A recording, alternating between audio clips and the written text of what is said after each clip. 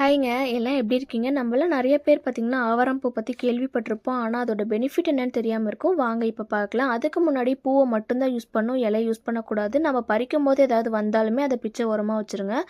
ஒரு நாளைக்கு 4 டைம் ஆவாரம் பூ பொடி வந்து நம்ம யூஸ் பண்ணும்போது நம்மளோட ஸ்கின் ரொம்பவே க்ளோ ஆகுது. ப்ளஸ் அது கூட பார்த்தீங்கன்னா, ஊற வச்ச பாசிப்பயிறு வந்து சேர்த்து அரைச்சு குளிக்கும்போது நம்மளோட பாடியில இருக்க ஸ்மெல் எல்லாமே கம்ப்ளீட்டா போயிடுது. ஆவாரம் பூ ஹேருக்கு வந்து ஒன்று ஆவாரம் பூ சாறு எடுத்து, இல்லைன்னா அதோட பொடி எடுத்து நம்ம தேங்காய் எண்ணெயில சுண்ட காய்ச்சி டெய்லி யூஸ் பண்ணும்போது வழுக்கையில் வந்து முடி வளருது. ப்ளஸ் வந்து ஹேர் ஃபால் எல்லாமே கம்ப்ளீட்டாக ஸ்டாப் ஆகுது. இதை வந்து நீங்கள் பருப்பு போட்டு கூட்டு செஞ்சுமே சாப்பிடலாம் அப்படின்னு சொல்கிறாங்க. அது வந்து பாடியில் வந்து இன்னும் வந்து அழகு க்ரியேட் பண்ணுமாமா. அப்புறம் பார்த்தீங்கன்னா டயபெட்டிக் பேஷண்ட் எல்லாருக்குமே வந்து ஆவாரம்பூ ரொம்பவே பெரிய கிஃப்ட்டு தான். அதை வந்து நம்ம டீ வச்சு குடிக்கும்போது ரொம்பவே வந்து சுகர் கண்ட்ரோல் ஆகுது. உங்களுக்கு ஆவாரம்பூ ஏதாவது தேவைப்படுதுன்னா நீங்கள் இந்த நம்பருக்கு காண்டாக்ட் பண்ணி பியூரான பொடி வாங்கிக்கலாம். நம்ம